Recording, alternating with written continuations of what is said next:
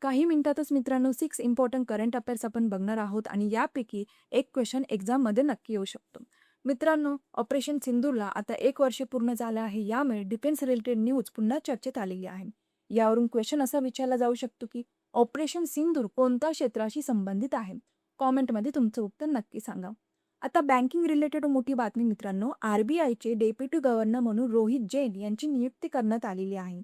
हे banking awareness आणि economy सेक्शनसाठी खूप इम्पॉर्टंट आहे. तुम्हाला काय वाटतं, अशा अपॉइंटमेंट्सवर एक्झाममध्ये क्वेश्चन येतात का? मला कॉमेंटमध्ये सांगा. पुढची अपडेट पॉलिटी रिलेटेड आहे. सुप्रीम कोर्टमध्ये न्यायाधीशांची संख्या 34 वरून 37 करण्यास मंजुरी देण्यात आलेली आहे. ही बातमी ज्युडिशरी आणि संविधानाशी संबंधित एक्झामसाठी इम्पॉर्टंट ठरू शकते. जर तुम्ही MPSC, UPSC किंवा पोलीस भरतीची तयारी करत असाल तर हा पॉईंट लक्षात ठेवा मित्रांनो. पुढची बघूया. शेतकऱ्यांसाठी सरकारने मोठा निर्णय घेतला आहे. कॉटन प्रोडक्टिव्हिटी मिशनसाठी तब्बल 5,659 कोटी रुपयांची योजना मंजूर करण्यात आलेली आहे.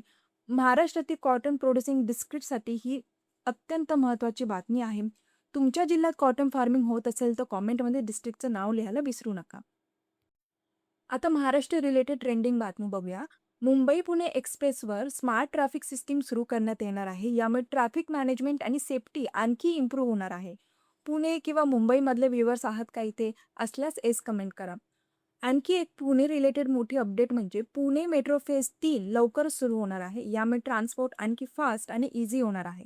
तुम्हाला मेट्रोने ट्रॅव्हल करायला आवडतं का? कॉमेंटमध्ये सांगा मला. तर मित्रांनो, हे होते इम्पॉर्टंट करंट अफेअर्स. यापैकी तुम्हाला कोणती न्यूज सर्वात इम्पॉर्टंट वाटली ते कॉमेंटमध्ये सांगा मला. आणि अशाच daily current affairs, MPSC updates आणि एक्झाम रिलेटेड व्हिडिओसाठी आपल्या स्टडी विथ केतकी चॅनेलला सबस्क्राईब करायला विसरू नका. पुन्हा भेटूया नेक्स्ट व्हिडिओमध्ये.